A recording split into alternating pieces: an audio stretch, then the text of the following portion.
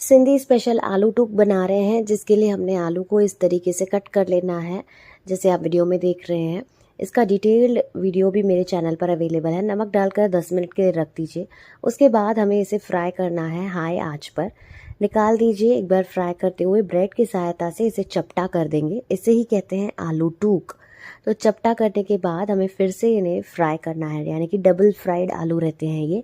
जब ये colour change करने लगे, लाल होने लगे, उस समय पर तेल निकाल दीजिए और इसमें सूखे मसाले, धनिया पाउडर, लाल मिर्च पाउडर, हल्दी और थोड़ी सी खसखस भी आप ऐड कर दीजिए। नमक तो हमने ऑलरेडी ऐड कर दिया था, तो दोबारा ऐड नहीं करना है।